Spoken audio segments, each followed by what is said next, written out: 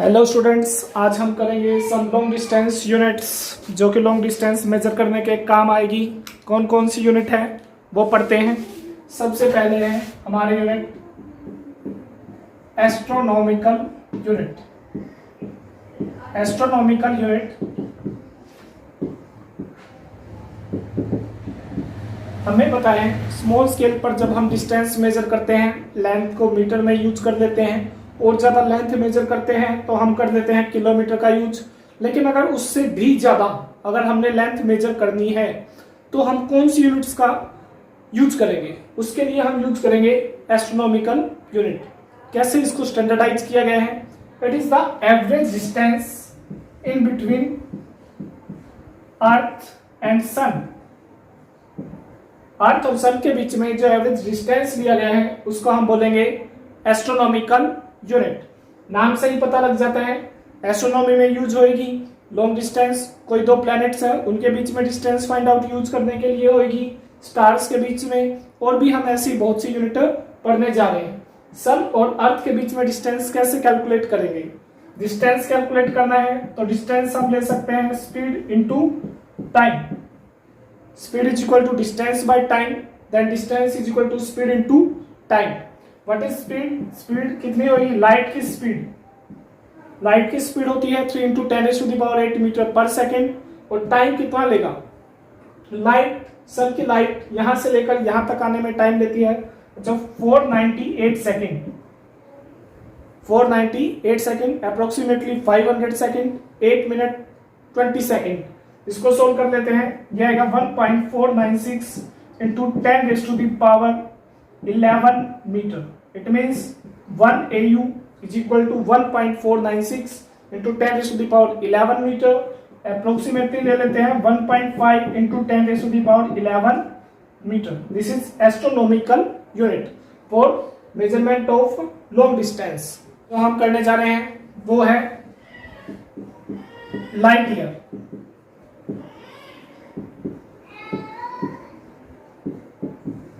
What is light year? Distance travel by light in 1 year. एक साल में light कितना डिस्टेंस ट्रेवल कर लेती है उसको हम बोलेंगे लाइट ईयर। कई बच्चों को लग रहा होगा कि लाइट ईयर टाइम की यूनिट है, ईयर तो साल होता है सर, तो वो तो टाइम को मेजर करता है। लेकिन बच्चों ऐसा नहीं है। लाइट ईयर क्या है? डिस्टेंस। डिस्टेंस एक तरह का जो कि लाइट ने ट्रेवल किया है। कितने टाइम में ट्रेवल किया है? 1 ईयर में। कितने टाइम में ट्रेवल किया है? 1 ईयर में। तो डिस्टेंस हो जाएगा स्पीड इनटू टाइम। स्पीड कितनी होगी? लाइट की स्पीड कितनी होगी? 3 × 10⁸ मीटर पर सेकेंड। और टाइम कितना लेगा? 1 ईयर। टाइम लेगा 1 year. 1 year means 365 days, 24 hours, 60 minute and 60 second. जब हम इसको सोल्व कर लेंगे तो ये आ जाएगा हमारा 1.9.4 × 10⁻15 मीटर अप्रोक्सीमेटली। हमारा ये रिजल्ट आ जाएगा। थर्ड हम कर रहे हैं 1 पारसेक। नाम से ही पता लग रहा है पारसेक क्या है? पैरलैक्टिक सेकेंड। जब सन, ध्यान से सुनिएगा, सन और अर्थ के बीच में जो आर्क है जो है 1 AU, जो है 1 AU। अभी हमने लिया था डिस्टेंस 1 AU। अगर वो किसी स्टार पर एंगल बना रहा है 1 सेकेंड का, एंगल कितना है? 1 सेकेंड, तब जो रेडियस होगी, जो डिस्टेंस होगा उसको हम क्या बोलेंगे? 1 पारसेक। तो फॉर्मूला हमारा क्या यूज होगा? Theta is equal to arc by radius. और आर्क कैसे निकाल लेंगे? हमने निकालना क्या है बेटा? अब देखिए, रेडियस हमने फाइंड आउट करना है जो होगा आर्क बाय थीटा। आर्क कितना है? 1 AU। थीटा है 1 सेकेंड। 1 AU कितना होता है? 1.5 × 10⁻11 मीटर। और 1 सेकेंड किसके इक्वल होगा? 1 सेकेंड। सेकेंड को हम ऐसा यूनिट में कन्वर्ट करेंगे। एंगल की अगर ऐसा यूनिट में कन्वर्ट करेंगे, एंगल की ऐसा यूनिट होती है रेडियन। तो पहले सेकेंड को हम कन्वर्ट करेंगे मिनट में, मिनट से डिग्री में, और डिग्री से फिर हम किस में कन्वर्ट कर लेंगे? रेडियन में। कैसे? 1/60 1/60 ये आ गया रेडियन में, ये आ गया डिग्री में कन्वर्ट 1/60 मिनट होता है, मिनट से फिर हमने डिग्री में कन्वर्ट किया और डिग्री से अब हम कन्वर्ट कर रहे हैं रेडियन में, 1 पाई बाय 180। इस तरह से क्या होगा जब हम इसको सोल्व कर लेंगे, ये आ जाएगा हमारा 3.1 इंटू 10⁻16 मीटर। तो हमने क्या फाइंड आउट कर लिया बच्चों, 1, ये है हमारा 1 पारसेक। एक पारसेक में कितने मीटर होते हैं।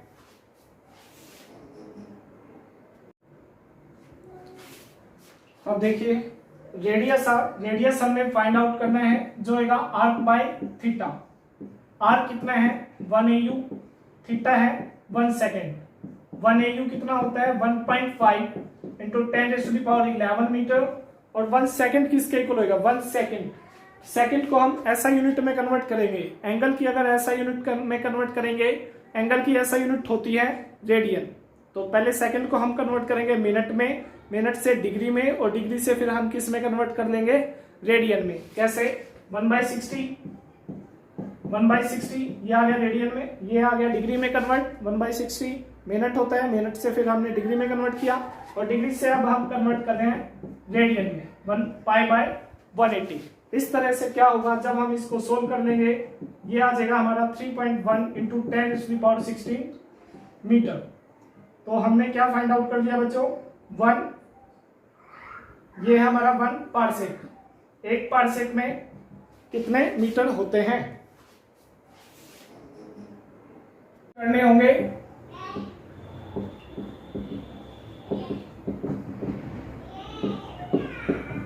यूनिट को, एक यूनिट को दूसरे यूनिट में कन्वर्ट करने के लिए वो आप स्क्रीन पर देख रहे हैं।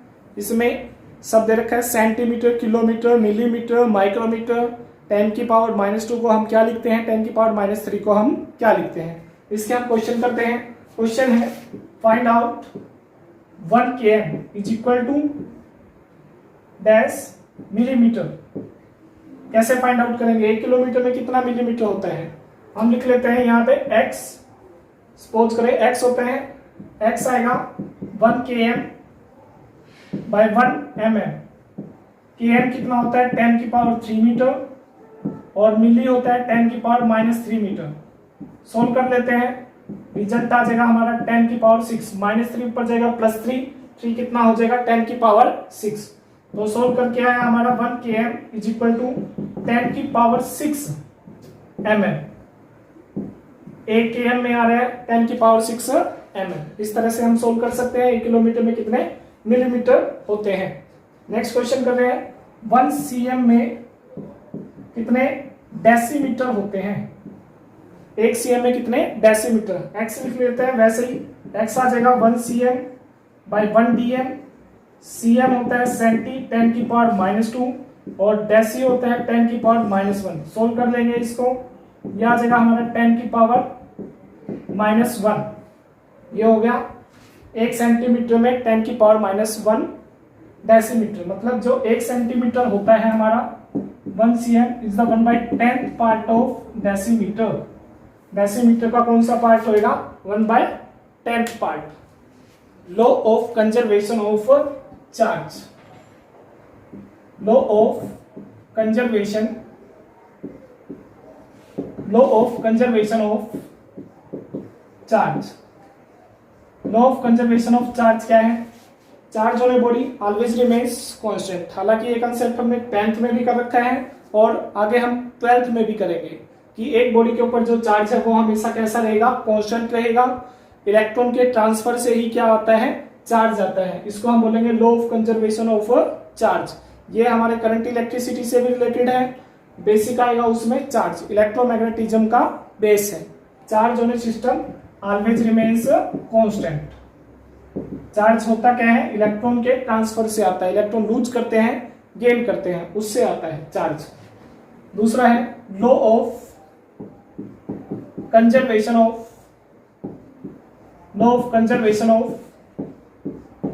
Momentum. Law of conservation of momentum. Momentum of a body always remains constant when there is no force applied on a body. Momentum क्या होगा, कौन सा मोमेंटम स्टडी कर रहे हैं हम, लीनियर मोमेंटम। लीनियर मोमेंटम क्या है, मोमेंटम का मतलब क्या होता है, quantity of motion present in a body, एक बॉडी कितना ज्यादा मूव कर रही है उसको हम बोलेंगे लीनियर में तो वो हो जाएगा लीनियर मोमेंटम। स्ट्रेट लाइन में तो हम बोल देंगे उसको लीनियर मोमेंटम, सर्कुलर में होगा तो हो जाएगा एंगुलर मोमेंटम। लेकिन अभी हम किसकी बात कर रहे हैं, ट्रांसलेटरी मोशन की बात कर रहे हैं, तो ये कौन सा हो जाएगा, लीनियर मोमेंटम। लीनियर मोमेंटम क्या होगा, कंजर्व्ड होगा। कैसे, हमें पता है न्यूटन सेकंड लॉ के according F is equal to होता है dp बाई dt। फोर्स किसके इक्वल होता है, rate of change of momentum. अगर फोर्स ही जीरो होगा, फोर्स होता है rate of change of momentum, rate of change of linear momentum, rate of change of linear momentum. अगर किसी ऑब्जेक्ट के ऊपर फोर्स नहीं लग रहा है, एक्सटर्नल फोर्स ले लेते हैं हम जीरो, तो चेंज ऑफ मोमेंटम कितना हो जाएगा, जीरो। चेंज इन मोमेंटम कितना हो जाएगा, जीरो। अगर चेंज इन मोमेंटम जीरो हो जाता है, चेंज इन मोमेंटम अगर हो जाता है जीरो, तो मोमेंटम कैसा हो जाएगा, कांस्टेंट। मोमेंटम हो जाएगा हमारा कांस्टेंट। अगर किसी ऑब्जेक्ट के ऊपर फोर्स नहीं लग रहा है तो ऑब्जेक्ट का मोमेंटम कैसा हो जाएगा, कांस्टेंट। अब हम कर रहे हैं law of conservation of angular momentum, law of conservation of angular momentum. Law of conservation of angular momentum बिल्कुल ऐसे ही करना है। ये लीनियर मोमेंटम के लिए है और ये किसके लिए है, एंगुलर मोमेंटम के लिए, सर्कुलर मोशन के लिए। F इज इक्वल टू आएगा dl बाई dt, F नहीं आएगा, एंगुलर के लिए आता है टॉर्क। टॉर्क होता है ट्विस्टिंग मोमेंट। अगर ये जीरो हो जाएगा तो L हमारा कैसा हो जाएगा, कांस्टेंट। एंगुलर मोमेंटम कैसा हो जाएगा, कांस्टेंट। ये हो जाएगा हमारा law of conservation of angular momentum. Next हम जो कर रहे हैं वो सबसे बेसिक रूल है, वो हमने पहले भी कंसीडर कर रखा है क्लास 10th में, जिसका नाम है law of conservation of energy. Law of conservation of energy. What is law of conservation of energy? Energy of a body always remains constant.